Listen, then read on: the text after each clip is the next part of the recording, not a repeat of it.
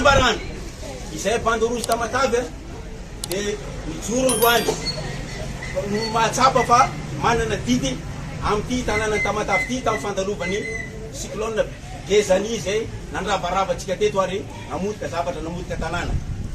mijoro zay bandorozy eto Tamatavy androany satria mahatsapa zay fa maro zavatra tokony tenenina voalohany indrindra aloha zany dia tena hoe mankasitraka lehibe zay amin'ny fotoanam-panjakana izay tarihany Colonel Mikael satria dia tena tsapanay tokoa ny fitiavana ny vahoaka ny Tamatavy tsapanay ary tena hoe hita mihitsy fa tena tia ny vahoaka ny Tamatavy izy amin'ny fandalovany matetika amin'ity tanàna ity ka mankasitraka président amin'ny sy ny mpiara-miasa miaraka aminao manaraka an'izay zay dia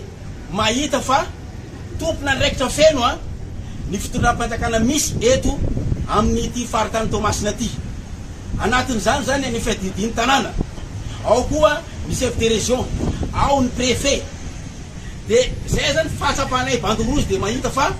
misy fahanginana ataon'ireo tompona ndraiky ny tanànareo zay dia mahita fa efa hoe marina fa ny BNJRC no napetraka ny fanjakana hitatana an'ireo zavatra atao anaparitana fanampiana hifotin'ireo kanefa dia hita fa ohatrany tsy tonga amin'ny vahoaka ny Tamatavy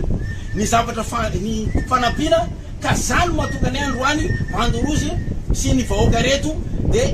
vony zay tsy angina zay fa tena hoe ampakapeo iresaka an'izany satria hatramin'izay dia maro olona miandro hoe fa iza marina ny fanampiana fa laza iza ny fanampiana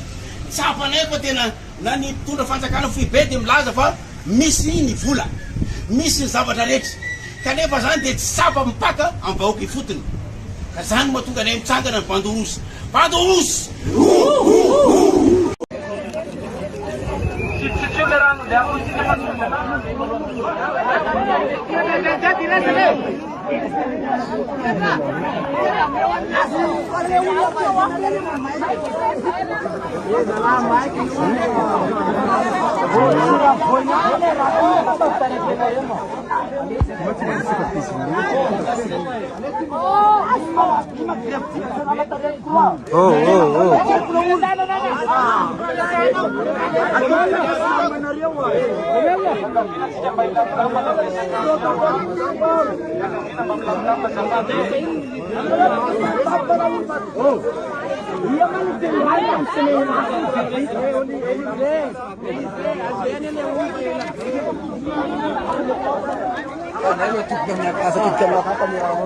Ya, grava.